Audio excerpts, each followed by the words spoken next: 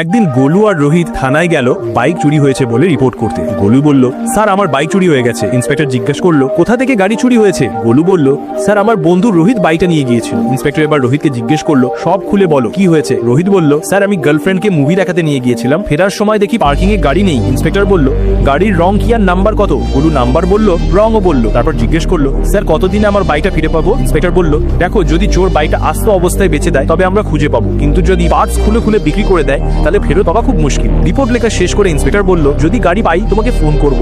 গোলু আর রোহিত বাইরে বেরিয়ে এলো। ঠিক তখনই রোহিতের মোবাইলে ফোন এলো। গোলু জিজ্ঞেস করলো, কে ফোন দিয়েছে? রোহিত বলল, আমার গার্লফ্রেন্ড সকাল থেকে ফোন করে যাচ্ছে। গোলু বলল, কেন কি হয়েছে? রোহিত বলল, তো বাইক চুরি হয়ে গেছে না, তাই সেও টেনশনে আছে। গোলু বলল, হ্যাঁ ভাই টেনশন তো আছেই, তুই ফোনটা ধর, ওকে বল টেনশন না করতে, আমি বাড়ি যাচ্ছি। গোলু চলে গেল। রোহিত ফোন ধরতেই গার্লফ্রেন্ড এমন কিছু বলল শুনলে হাসতে হাসতে পেট ফেঁকে যাবে, কিন্তু শোনার আগে যদি তুমি 3 সেকেন্ডের মধ্যে ভিডিওটা লাইক করো আর চ্যানেল সাবস্ক্রাইব করো তাহলে আগামীকাল তুমি কারো কাছ থেকে টাকা পাবে।